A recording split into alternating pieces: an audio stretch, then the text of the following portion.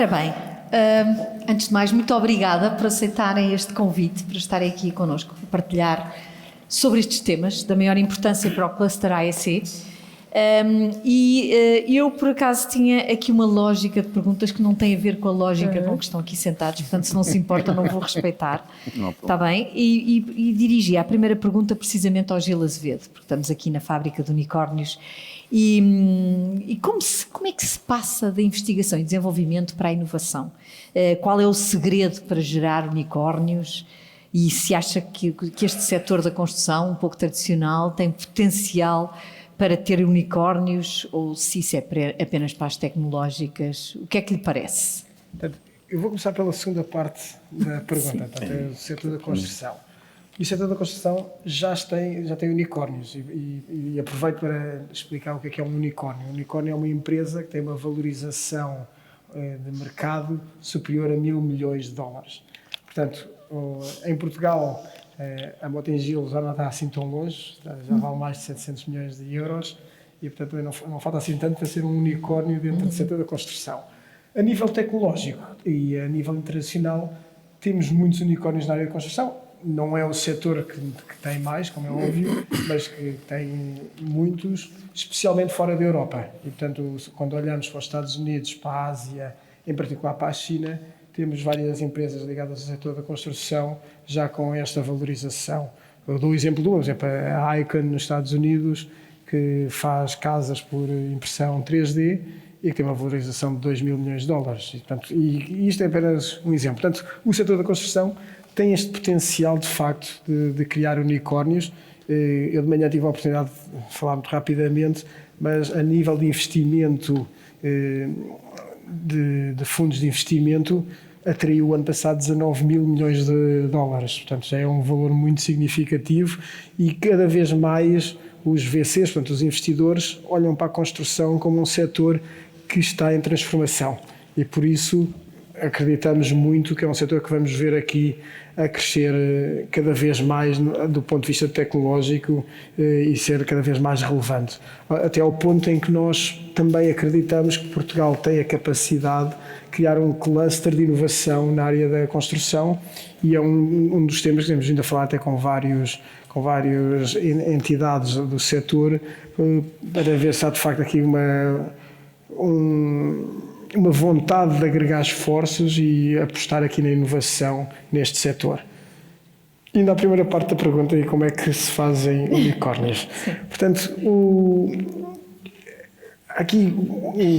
nós acreditamos, e daí o nosso nome Fábrica de Unicórnios, que está muito ligado a processo. Portanto, existe uma boa ideia, ou existe uma boa equipa, e depois nós incubadores, sendo a Fábrica de Unicórnios, sendo outros, podemos ajudar os empreendedores a desenvolverem os seus modelos de negócio para encontrarem o que se chama na gíria do ecossistema um Product Market Fit, que quer dizer que encontraram um produto que tem um mercado, e daí ter o fit, e a partir desse momento que é possível escalar. E depois passamos então a esta segunda fase, quando se chega a esta fase em que há um produto e há mercado para esse produto, de começar a vender esse produto para além de fronteiras, porque o mercado português acaba de ser pequeno. Portanto, o grande objetivo e do nosso lado foi um programa que criámos, que foi de ajudar estas empresas a escalarem a nível internacional, por forma a poderem ter relevo e, ao terem relevo, poderem chegar a valorizações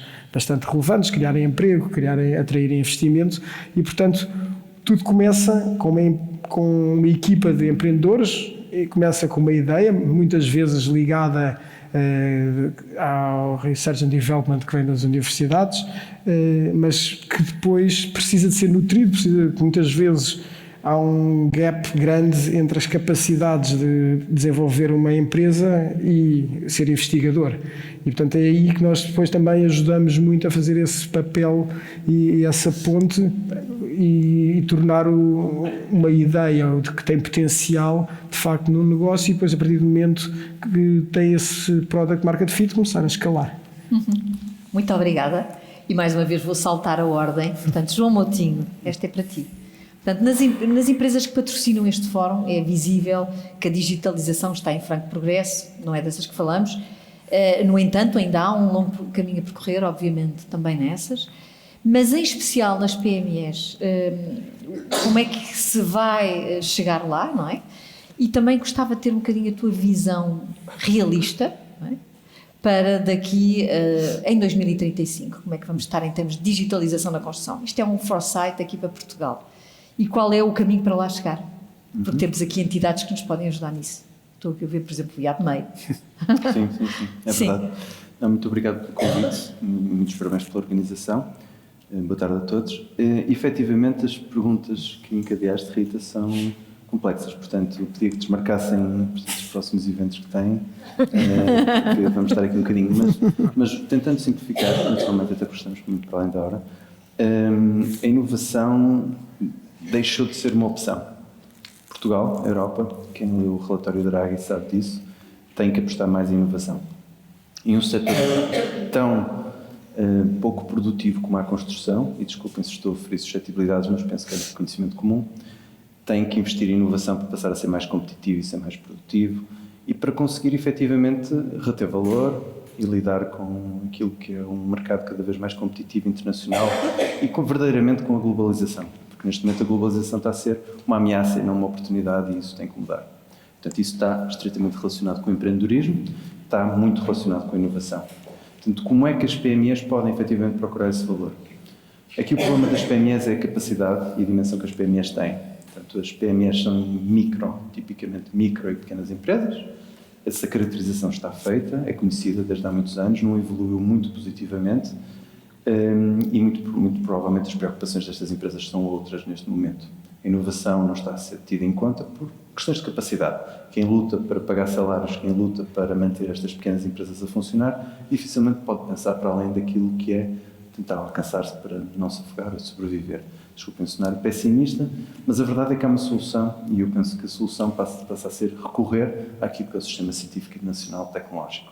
Portanto, existem entidades, nomeadamente represento uma, a de Colado, mas não é a única, que podem realmente ajudar as PMEs a progredir neste mundo e a ter produtos mais competitivos, serviços mais competitivos, a serem mais eficientes e a serem mais sustentáveis. E a digitalização, que é a pergunta inicial, é um instrumento para a competitividade, para a sustentabilidade e para a inovação. Todos falamos agora em paradigmas como ciência de dados, machine learning, inteligência artificial, mas é preciso não esquecer que todos esses pressupostos estão assentes na digitalização. E a digitalização faz-se, por exemplo, no setor da construção, com a metodologia BIM. Sem termos essa fundação, a analogia da Fundação é feliz, não teremos camadas de valor. Não teremos machine learning, não teremos inteligência artificial, tudo isso ruim. Falamos em indústria 4.0, indústria 5.0, mas precisamos da indústria 2.0 na construção. Neste momento, esse é o cenário. Todas as empresas que estão aqui são provavelmente a exceção. Temos que apontar para as pequenas e médias empresas como se passar a ser o nosso objetivo e a nossa forma de atuar, porque essas efetivamente é que precisam de ter apoio na inovação e temos soluções para elas. Muito obrigada. IAPMEI, help.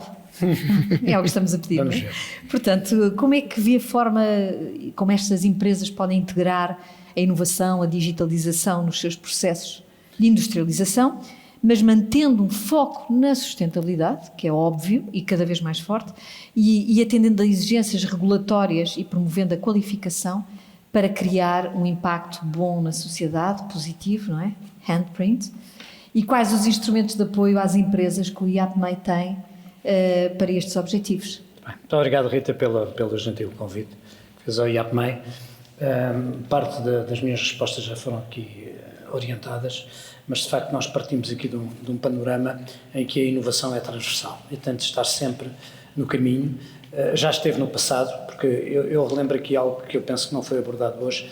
O setor vale 11% do VAP português, são dados de 2023, e se nós formos ao cluster da AEC, aqui respondendo também ao desafio aqui do Gil Azevedo, ele vale 2.600 milhões, exporta 600 milhões, importa 400 milhões e tem quase 13 mil pessoas.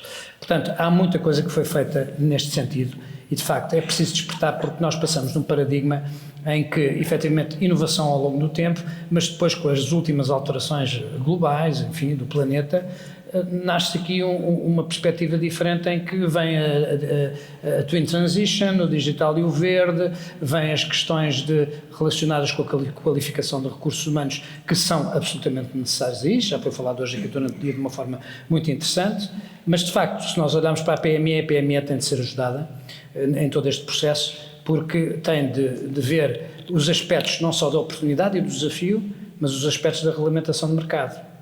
E, portanto, quando nós chegamos aí, há uma inevitabilidade. Ou seja, se eu não tiver condições, já não consigo ir ao mercado.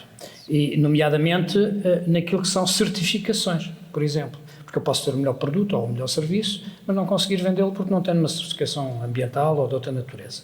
Aqui, o que é que tem estado no caminho? Tem estado, por parte do IAPMEI, um grande esforço no ESG, com protocolos diversos, por aí adiante, e, portanto, o apoio também a todas as tecnologias, e podemos depois falar em termos do que são sistemas incentivos para isso também, e as tecnologias já foram aqui faladas hoje também, porque desde a inteligência artificial que precisa de ser um bocadinho desmistificada e transmitida de uma forma correta também para o universo das PMEs. Eu aqui estou a falar-vos de uma faceta de PME, basicamente. As grandes empresas têm outras defesas, e estão aqui presentes, e têm outras capacidades, tanto financeiras como de recursos humanos de diversas naturezas. E, portanto, falámos aqui também muito na BIM, e há que ter também aqui em conta que o Gil, nós estamos no mesmo barco aqui da Unicorn Factory.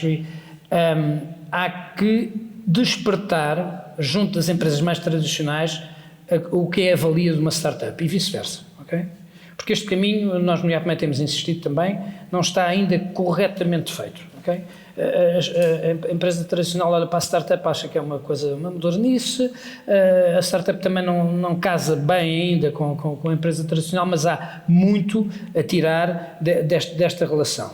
E, portanto, aqui o ESG também é ultrapassável. Há bocado o professor Miguel Cruz falou nisso, que, enfim, falou sobre a compliance. É preciso olhar para o ESG sem ser apenas um instrumento de compliance, um selo, um carimbo que eu tenho de ter para ter acesso a diversas coisas. Portanto, aqui, efetivamente, sobretudo perante os investidores, o ESG tem um valor enorme, porque, como sabem, processos de banco, etc., hoje em dia já exigem esse tipo de certificação.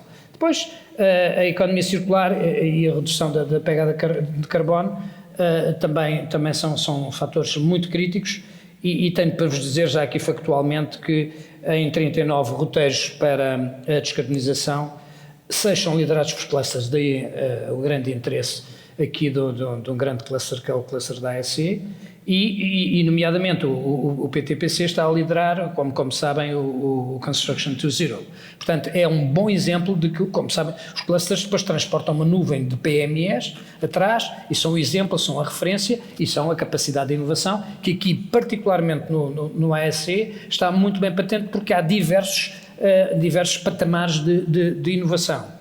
Depois, estão presentes em duas agendas mobilizadoras também, e, de facto, nos polos e aqui estamos no digital, nos polos de inovação digital, os DIHs, efetivamente há 17 polos, e entre os quais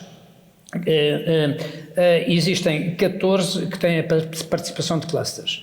Nas nossas reuniões com experts clusters europeias, fizemos dezenas delas. Esta foi uma prática muito bem recebida, a envolvência dos clusters noutras matérias, nomeadamente na inovação.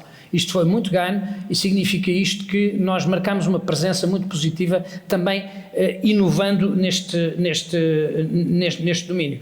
E, portanto, são estas as perspectivas que nós temos aqui.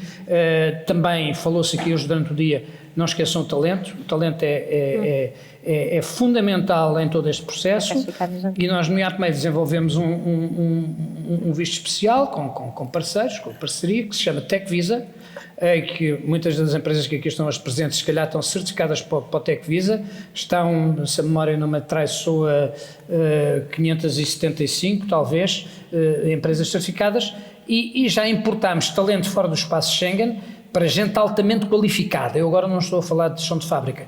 Importámos cerca de 13 mil pessoas. Excelente. E acabámos com a palavra talento. que me leva à UI, Inês Vaz Pereira. A UI desenvolveu um trabalho fantástico, o Future of Construction, um trabalho para, pronto, neste caso até foi para o Build Collab, o Build Collab é o nosso braço para a inovação, um trabalho fantástico na questão das carreiras profissionais da construção. Muito obrigada à UI, que é um trabalho que temos muito apreço. E de facto, Inês, neste tema das Talent Wars, quais são os desafios das organizações em Portugal ao nível da gestão do talento no setor AEC?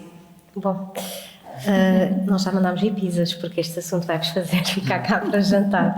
Fora de brincadeiras, agradecer imenso o convite, agradecer aos ilustres colegas também que estão aqui comigo, mas acima de tudo a vocês resistentes que ficaram para esta segunda parte e que esperamos que vá valer a pena e que consigam de facto levar daqui convosco mais do que nova informação, eu espero que ações para pôr em prática, porque se estamos no setor da construção é para fazer a obra acontecer. E quando falamos de talento e temos falado e ouvido todas as áreas comumente falarem do problema do talento, eu não vejo as rúbricas de investimento para o talento. Foi com pena. Mas se calhar não houve tempo e se calhar foram poucos slides, possivelmente em slides mais completos destas grandes empresas, haverá uma rúbrica muito dedicada a este investimento, o que é que significa o talento. Porque as pessoas não quererem trabalhar. E o que eu vou hoje aqui partilhar, e pode ser estranho, a UI presente, não são engenheiros, num evento de construção, não venho dar a minha opinião nem dizer o meu achismo. Venho partilhar convosco aquilo que foi de facto um trabalho feito com base em teoria científica, comprovada no terreno, que juntou mais de 200 pessoas, entre grandes sponsors das maiores construtoras deste país, pequenas e médias empresas, muitas delas aqui hoje presentes como oradoras, as 2 ordens de profissionais, 3 instituições de ensino, também fomos às universidades, associações empresariais e também ao IFP, portanto, Associações de Emprego e Formação Profissional. Usámos inúmeras lentes de observação, do qual, entre elas, entrevistas, focus group, desk research. Fizemos inúmeros levantamento de informação para conseguir realmente ter de todas estas pessoas a opinião sobre o porquê dos problemas do talento. Porque ouvimos várias pessoas a dizer aquilo que acham, que é aquilo que sentem no dia-a-dia, mas de facto temos que entender efetivamente e concretamente qual é o problema e não procurar resolver algo com base naquilo que eu acho, porque é aquilo que a minha realidade me dá. Porque se as grandes empresas têm capacidade para tratar talento de uma maneira, as pequenas e médias empresas se calhar têm outras, as universidades preparam estes mesmos jovens de outra forma e, portanto, era importante fazer o trabalho desde o princípio, porque a obra começa nos alicerces. Posso-vos dizer que o resultado foi extraordinário e é isso que trago aqui. As principais conclusões, que em 2022, portanto, acho que até era interessantíssimo fazer aqui um refresh neste estudo, porque em 2022 os desafios do talento neste segmento resumia-se à baixa inovação tecnológica que o mesmo tem, portanto em 2022 muita sede por tecnologia existia, imaginem agora prestes a entrar em 25. Depois há uma marca que de facto não é reconhecida, tem um estigma e uma imagem negativa. Reforço que as lentes de observação foram muito de focos de grupo, de workshops, de entrevistas e, portanto, de A a Z, a nível de variedade e de tamanho de pessoas observadas e de empresas e de dimensão. Um setor com ciclo de investimentos pouco previsíveis, por isso não fazem planeamento da capacidade da força de trabalho, vão resolvendo, e isto traz claramente desafios a nível de talento. Uma menor consciência da importância do setor na sociedade. Eu penso que talvez hoje, em 24, a nossa sociedade já esteja com uma consciência diferente para o valor do setor. Este acho que poderia ser um dos pilares que traria aqui alguma diferença, mas efetivamente foi consensual esta análise. Um setor envelhecido, com uma baixa taxa de atratividade nas camadas mais jovens à saída da universidade, uma ineficácia na gestão do conhecimento entre as gerações dentro das mesmas organizações, não há partilha de conhecimento, não há uma networking de passagem de informação, o que traz ineficiência e inalteração. Legislação laboral pouco alinhada com as características absolutamente necessárias e inovadoras do setor. Um desafio relativamente à disponibilidade de mobilidade nacional e internacional. Penso que aqui também já tivemos algumas diferenças. Seria interessante voltar a desafiar esta causa. Mas, acima de tudo, competências. Desenvolver novas competências nas nossas pessoas, reskill e upskill, não é desistir, não é ir procurar fora, é desenvolver e fazer evoluir programas de desenvolvimento das nossas pessoas, capacitá-las. Porque se transformamos tecnologia, se inovamos processos, nós não transformamos pessoas, nós evoluímos competências nas pessoas. E se este mindset na gestão das vossas equipas não existir, então vocês não vão conseguir de todo fazer com que as pessoas se identifiquem com o vosso propósito, com a vossa empresa, e que perante uma oferta muito boa financeira elas decidam: eu quero ficar porque este é o meu projeto, esta vai ser a minha obra. E esta falta de identificação leva-nos de facto também às instituições de ensino. Há muito a fazer de base, há muito a fazer também aqui, e estes foram os principais desafios, consensualmente, numa abordagem holística que não deixou ninguém de fora, que nós conseguimos determinar e que trará aqui muitas ações, que em seguida também resumirei. Sim, e esperemos que esse projeto tenha continuidade e que seja refrescado. Concordo plenamente. E Nuno Gil, da Alliance Manchester Business School. Manchester agora só se fala por causa do futebol. Eu cada vez que digo só esse Manchester já não posso. Pronto, mas enfim. E a pergunta é, de facto, e ouvimos aqui na primeira mesa, Nuno, precisamos da tua ajuda, porque na verdade é necessária uma mudança disruptiva, não é? Ao nível da liderança e governance destes mega projetos, percebe-se que a confusão é imensa e que há muitas ineficiências, não é? E o que é que devemos fazer para o sucesso destes projetos? Como é que podemos envolver com sucesso todas as partes interessadas nestes projetos? Nuno, obrigada. Obrigado, Rita, pelo convite e você que está aqui no painel. Eu vou dar uma história, vou começar com uma história. Eu vivo fora de Portugal há muitos anos, portanto o meu português às vezes dou assim umas calinadas, desculpa. Há 200 anos, no princípio da Revolução Industrial, aconteceu um episódio muito interessante na Inglaterra.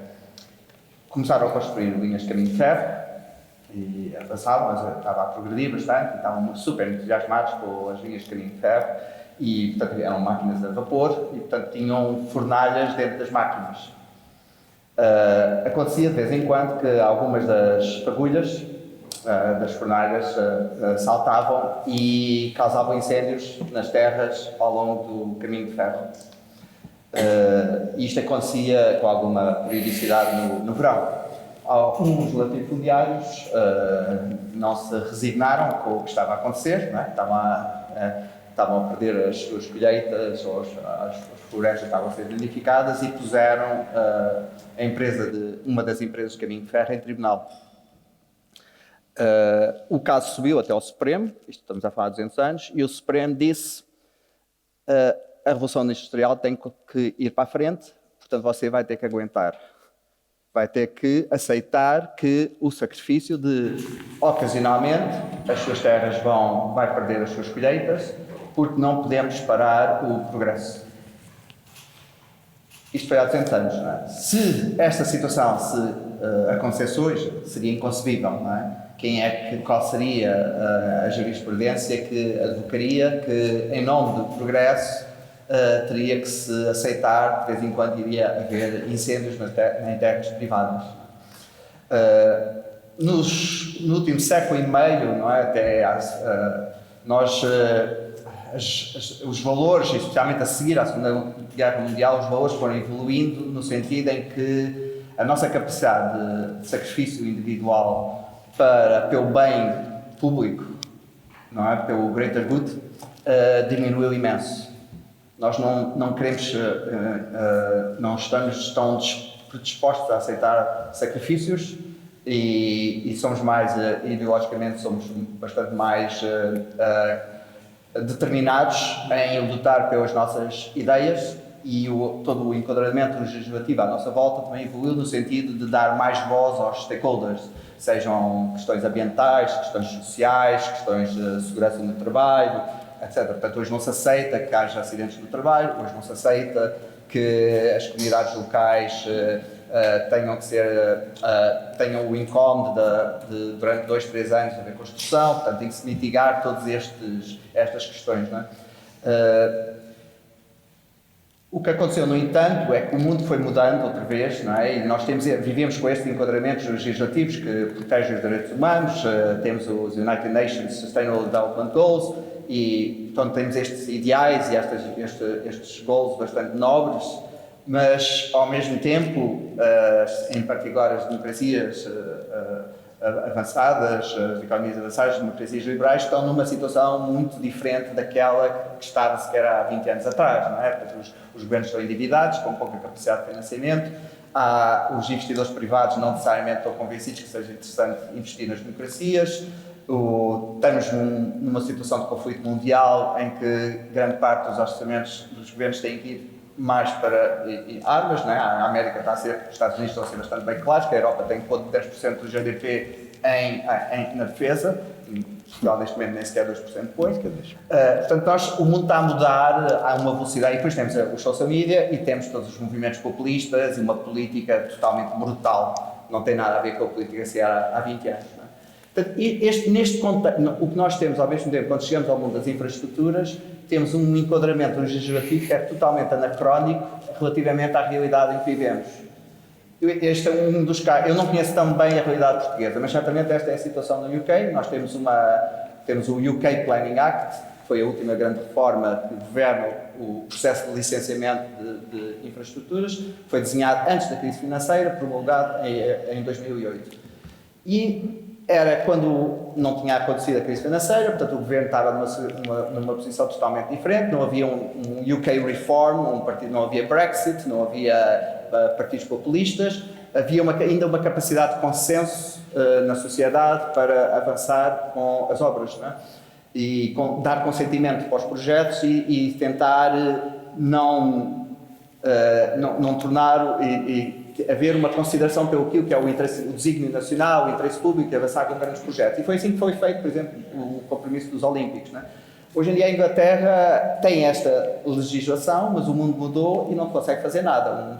Um dos melhores exemplos foi o High Speed Tube, portanto a linha de alta velocidade, que começou em 2008, teve consentimento em 2015 para avançar a primeira fase. Nesse processo de perseguir consentimento, para, no fundo, tornar a linha verde, social, etc., as cedências todas a um grupo de stakeholders, de 40 mil stakeholders mais ou menos, que expressaram voz, significou que os custos ficaram completamente descontrolados. Houve um exemplo que surgiu agora a público, que se gastou 100 milhões, estou a falar 100 milhões de libras, numa canópia para proteger morcegos.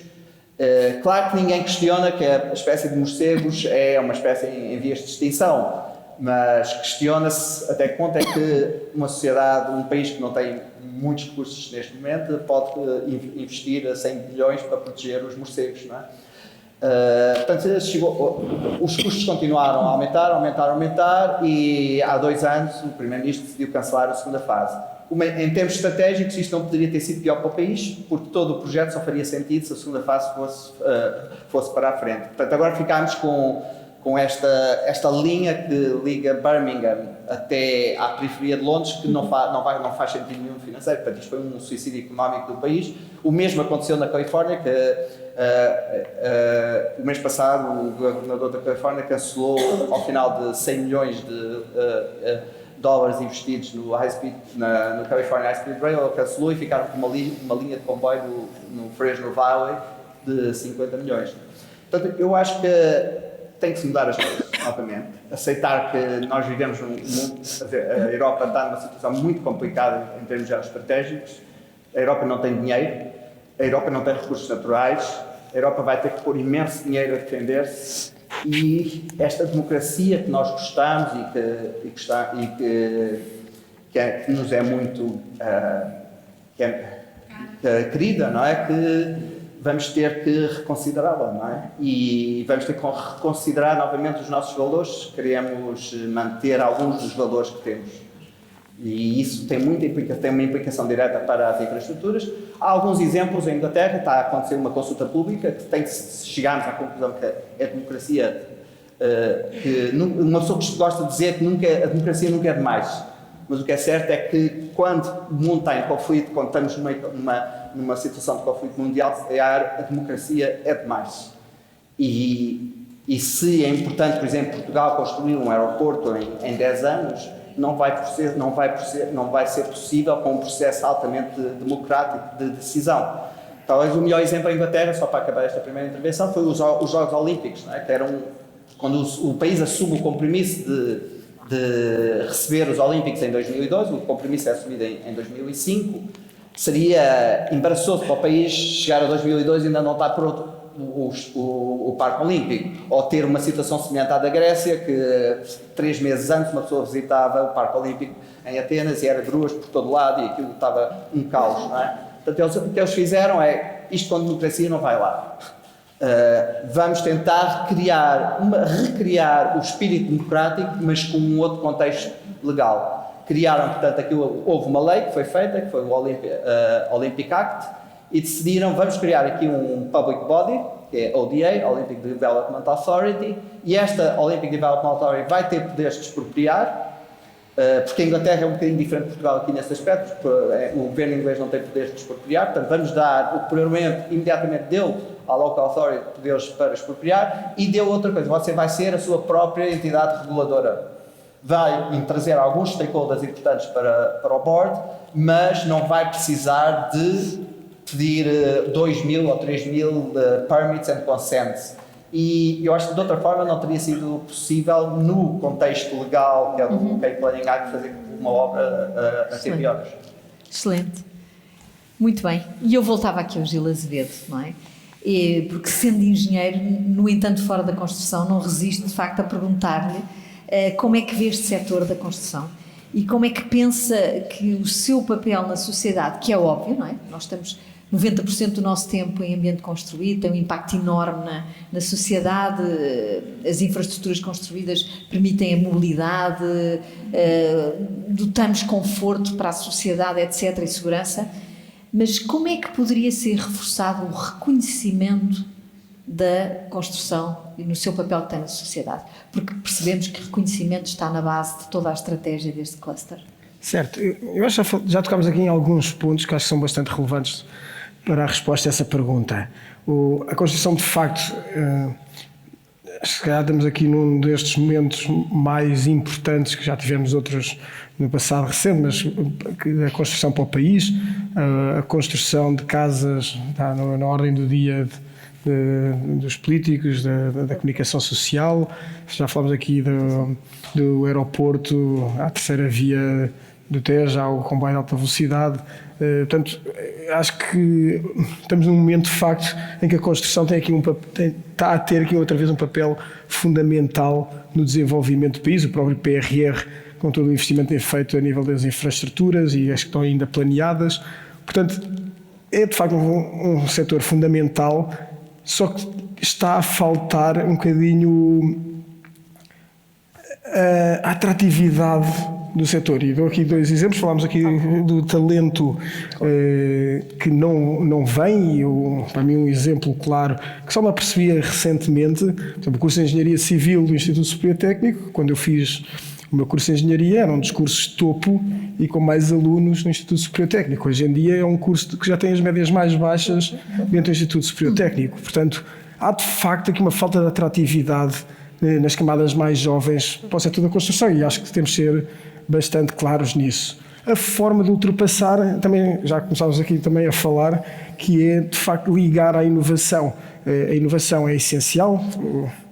Falámos aqui do relatório Draghi, que aponta que é o motor de futuro das economias. Os próprios jovens cada vez mais procuram trabalhar em áreas obviamente digitais, o que é uma desvantagem para o setor da construção, mas a construção tem aqui a capacidade de abraçar a inovação e, desta forma, tornar-se também um setor que está associado às novas tecnologias, está associado a este desenvolvimento. Portanto, vai ter que passar muito pelaquela obrigação, que também como foi referido, que a inovação não pode ser opcional, porque senão corre-se aqui o risco de haver uma necessidade muito grande, mas depois não haver o talento suficiente e não haver as pessoas suficientes capazes de avançar. Mas, de qualquer forma, eu sou bastante otimista e acho que, como referi há pouco, cada vez mais tem-se vindo aqui uma aposta de inovação na construção.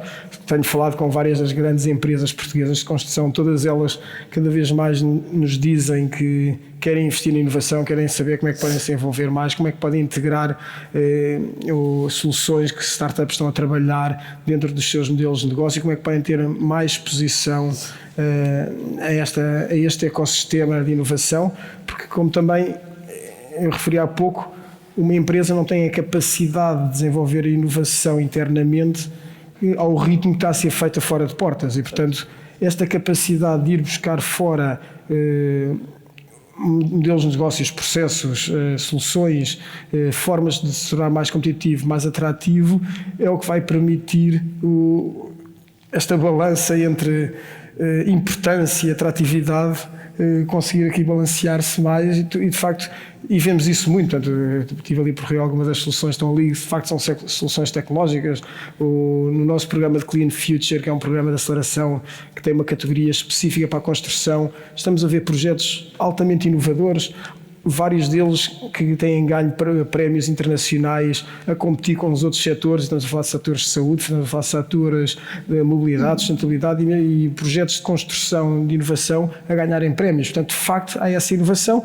Acho que temos de ser capazes de entender que este é o momento de juntar ambas as peças por forma a equilibrar essa balança. Muito obrigada. E passava de novo ao João Moutinho, não é? E aqui, no que se refere à industrialização dos processos de construção, quais são os temas que as empresas portuguesas, o Build Collab funciona aqui como um balcão para a inovação, não é? E quais são os temas que as empresas portuguesas estão a dar maior atenção neste momento para este tipo de desenvolvimentos e inovação e em que o Build possa estar envolvido eventualmente? Sim, obrigado, Rita. É um tema realmente muito, muito importante. Há um bocado falava de competitividade e digitalização. E um dos paradigmas para a competitividade é a industrialização, sem dúvida. A industrialização que já foi feita em muitos outros setores e que, mais uma vez, a construção precisa de fazer. Continuamos a construir da mesma forma que construíamos se calhar há 100 anos e há 50 anos.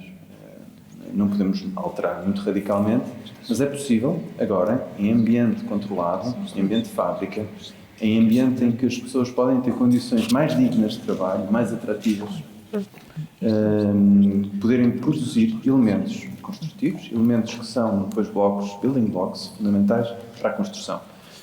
Podemos não conceber, por exemplo, um edifício completamente, pelo menos todo tipo de edifícios, nem todos para já podem ser industrializados com facilidade, mas é, sem dúvida, possível fazê-lo já, neste momento, enquanto falamos, e está a ser feito pela indústria portuguesa. Portanto, neste momento há empresas que neste momento estão a dedicar-se a industrializar os seus processos porque perceberam que isso vai torná-las mais eficientes, porque isso vai ser um vetor muito importante para algo que também não é opcional, não é apenas a inovação que não é opcional, a sustentabilidade não é opcional. Estamos a falar de um setor, como viram de manhã pela minha colega Vanessa, que é um setor que tem um impacto enorme na equação da sustentabilidade e, portanto, com a industrialização é possível lidar mais facilmente com alguns destes aspectos, é possível medir melhor alguns dos impactos que estão subjacentes à construção.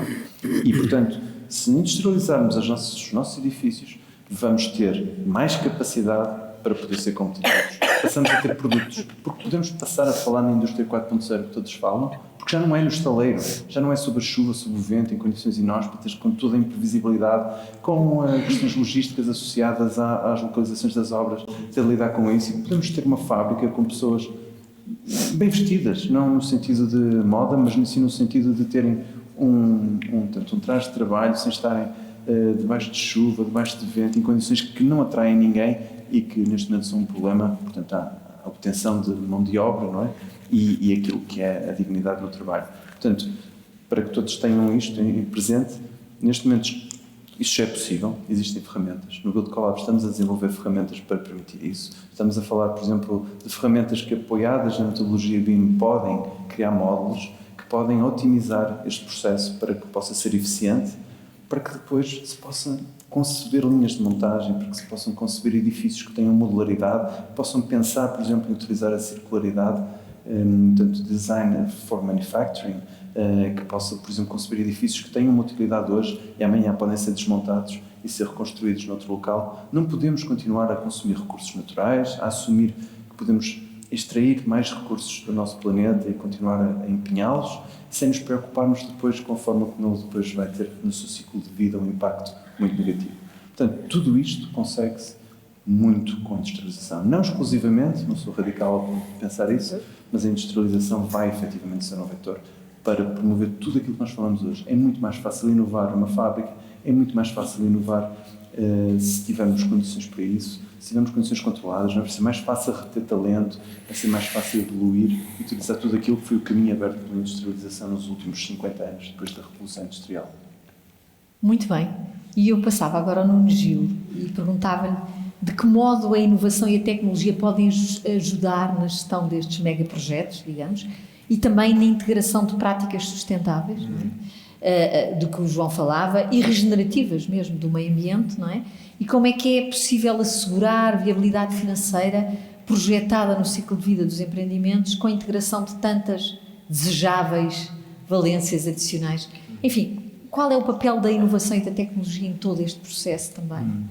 A Inglaterra tentou alguma inovação institucional nos projetos para tentar controlar os custos.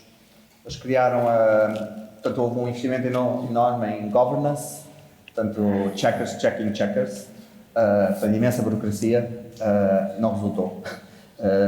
Criou-se a figura do project sponsor, que é assim uma espécie de uma consciência do project manager, não é? Portanto, por vezes o project manager não estava a ouvir os stakeholders, o project sponsor era esta pessoa que é independente do project manager, que dizia, mas há estas questões que estão a ser levantadas, as questões ambientais, as questões de habitats naturais, não podemos ignorar, não vale a pena empurrar com a barriga, não atingir para baixo do tapete, senão mais tarde vai custar mais.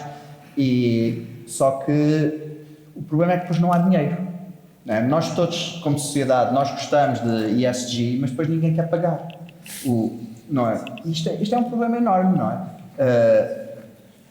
E temos que o resolver de alguma forma, e eu não sei bem qual será a forma, não é? Sei que não é sustentável o caminho que a Europa está a ter, porque costuma-se dizer que o capitalismo é o mais facilmente se vê, imagina, o fim do mundo do que o fim do capitalismo.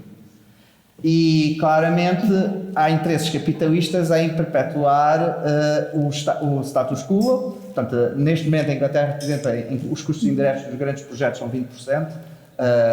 Para onde é que vai o dinheiro? Advogados, managers, checking managers, project management, etc. Portanto, é um grande problema. E o dinheiro tem que ser canalizado para outras áreas da sociedade, não é? Portanto, recentemente foi publicado um livro que diz que coloca este cenário, que é bastante verossímil. Daqui a 2 anos o Putin ganha a guerra na Ucrânia e invade algumas ilhas na Noruega porque quer ter acesso ao Ártico, não é? Portanto, para muitos capitalistas, todas estas climate change são oportunidades para fazer mais dinheiro, não é? Temos ali o Ártico, temos acesso ao Ártico, temos recursos naturais. Porquê é que eu vou me preocupar com tecnologias verdes, não é? A Europa está aqui numa crise existencial, não é? Porque queremos realmente tentarmos liderar uma revolução ESG, uma revolução ecológica, mas eu acho que nós não temos que assumir que nós não somos pessoas não temos a capacidade para liderar estes processos. Não é? Se a América não está interessada, e claramente que a América dá uma no cravo e uma na ferradura, então diz que está a apoiar a agenda verde, como apoia também toda a indústria do gás e do petróleo. A Rússia, claro que não se interessa. Talvez a China interesse bastante, não é? E são os líderes de mercado que querem exportar as suas capacidades. Portanto, eu acho que a inovação aqui, Rita, vem de repensar qual é o papel da Europa no mundo. E ao pensarmos o que é que podemos ser neste mundo, o que é que queremos ser, quais são aqueles valores mais importantes que nós queremos cultivar e salvar, e quais são os outros valores que vamos ter que abdicar para não sermos colonizados agora por aqueles que nos colonizaram, que nós colonizámos no passado, não é? Portanto, a inovação eu acho que passa por repensar aquilo que nós queremos ser no mundo. E depois isso há de ter implicação, fica com um compasso para informar que tipo de leis é que nós queremos ter e ajustar a essas leis que permitam depois as eficiências que nós queremos ter e as inovações no mundo da construção. Muito bem, muito obrigada. E passava de novo à Inês. E sendo uma realidade a urgência de reinventar a gestão do talento no setor AIC, quais são as ações concretas que podemos começar a implementar desde já nas nossas instituições e empresas? Claro que sim. Portanto, chegou a altura dos vossos TPCs. Portanto, vou-vos dar trabalho de casa. Porque o estudo que fizemos, de facto, tão abrangente e com tantas lentes de observação, depois transformou-se em ações concretas e que parti convosco na esperança de que não fique na gaveta, como infelizmente, apesar de termos tido as maiores e as melhores empresas a participar connosco, horas e horas infidáveis, em diversos workshops e momentos, não fomos capazes de dar continuidade à ação. Mas as ações estão definidas, trago 6 sugestões de trabalho de casa para vocês, para levarem, pensarem, discutirem. Está a ser gravado, as pessoas podem ver a gravação. A primeira, eu acho que é muito óbvia, é definir uma estratégia de capital humano. Porque eu acho que o que vocês têm é uma política de gestão de recursos humanos, como gerem recursos, e é completamente diferente ter uma estratégia de gestão de capital humano com vista muito clara às tendências do futuro. E houve também, eu não enumerei isso, mas houve benchmark com outros países a nível da questão da gestão do talento e, portanto, um dos outputs do nosso trabalho foi precisamente como fazer uma estratégia de gestão de capital humano que deve ser, como tal, específica unidade a unidade, porque estamos a falar de pessoas que têm necessidades e competências transversais, mas têm ambições e expectativas específicas. Portanto, não é copy-paste, é de facto definir a estratégia de capital humano. A segunda, extremamente importante, que foi um trabalho heroico da Teixeira Duarte, da Motingil, da Casais e da Build Collab, foram horas infidáveis entre os 3 diretores de recursos humanos com o nosso apoio, é a revisão das categorias profissionais em Portugal. Ninguém quer que o seu filho tire um curso técnico para ser trolha, com todo o devido respeito pela profissão, com todo o devido valor importantíssimo que essa função tem. Mas ninguém quer que o filho vá para trolha. E nós temos essa como uma das categorias na lei profissional ainda hoje disponível. É urgente fazer a revisão das categorias profissionais. É urgente atualizar precisamente a lei e o contrato coletivo de trabalho neste sentido. E o trabalho árduo destes diretores de RH, destas 3 maiores empresas da indústria da construção, chegou a um resultado de 274 categorias profissionais revistas, 71 que deviam ser suprimidas, 67 que deveriam ter níveis de carreira que não têm, ou seja, estagnação, 23 novas categorias que não existem, 16 grupos profissionais e 2 grupos que devem ser suprimidos. A papinha está toda feita, é um Excel maravilhoso. Falta ganhar coragem e ter a obra a acontecer relativamente à revisão das categorias profissionais. É um fator muito importante e que vai conseguir ter impacto desde a universidade até claramente à carreira. Terceiro trabalho de casa para vocês. Definir a estratégia de qualificação profissional. Não é o plano de formação anual da empresa para cumprir a obrigatoriedade das horas legais de formação. Estamos a falar de qualificação profissional. Portanto, claramente, mapear ofertas formativas, mas a nível até de benchmarks das boas práticas de gestão que são feitas noutras geografias, no mesmo setor de atividade e de outros setores de atividade. Vamos abrir a mente e pensar que podemos aprender o que de tão bom os outros fazem, mesmo em setores diferentes. Claramente, heróis para o futuro e para todas estas questões de tecnologias, de inovação, sustentabilidade e dar essas competências às nossas pessoas. Não é só fazer as auditorias para ter o check e o certificado e criar protocolos de colaboração com organizações nacionais e internacionais para que, de facto, a tal mobilidade seja importante. Um asco muito grande é não digam que querem reter talento. Nós, hoje, na forma como o nosso talento está em Portugal e no mundo e na Europa, nós não retemos ninguém. Não se trava uma onda que está a arrebentar, é impossível. Nós não vamos conseguir reter as nossas pessoas. Então vamos transformar o problema numa oportunidade e claramente usar as oportunidades destes movimentos migratórios de competências que estamos a ter das nossas pessoas numa vantagem competitiva para as vossas empresas. O que leva claramente à quinta ação do vosso lado, que é a proposta de valor. A marca tem que ser reinventada. Imaginem um comparativo. Eu sou cozinheiro, ninguém para me cumprimentar. Eu sou chefe, todos querem conhecer o chefe. Eles foram exímios na transformação da marca de valor. Porque é que nós também não podemos ser no setor da construção? Há uma framework definida como output deste trabalho sobre o que é mudar, trazer valor à percepção da marca do setor. Está feita a framework, está definida, temos que conseguir implementá-la. Claramente não só construir aquilo que será a marca, mas também a estratégia de comunicação. Porque temos que saber comunicar mais e melhor e chegar a fóruns mais longe do que aqueles a que estamos a chegar concretamente neste tema. E o último foi, de facto, uma plataforma web que chegou a ser criada, uma plataforma que era colaborativa, acima de tudo sectorial e com um foco muito grande na empregabilidade, em que dava aqui uma visão e que conseguia agregar todo este valor.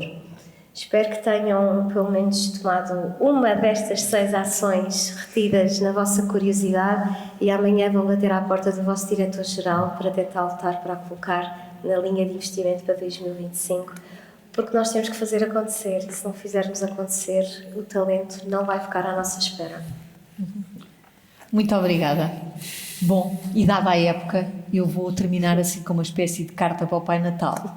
E vou falar. Pronto, e queria aqui de facto que o IAPMEI me respondesse aqui. De facto, os clusters estão a aproveitar os recursos do BRR para impulsionar a digitalização e a sustentabilidade, promovendo colaboração entre empresas em regime de consórcios. E eu gostaria de saber se pode adiantar alguma informação para quando teremos o reconhecimento dos clusters para concluir, ao qual concorremos, com aquela estratégia que apresentei, e uma vez reconhecidos, de que forma é que o IAPMEI pode ajudar como facilitador no diálogo entre o cluster e o Ministério da Economia? Aliás, isso já tem acontecido, mas como é que isso pode ser reforçado? Bom, nós somos os ajudantes do Pai Natal. Agora o Santa's Little Helper, não é assim que se diz em inglês. E de maneira que os ajudantes já fizeram o trabalho todo. E portanto, o processo de reconhecimento pela parte do IAPMEI foi todo desenvolvido pela nossa equipa, está ali a Fernanda Osório, pessoas proeminentes nos clusters que todos conhecem.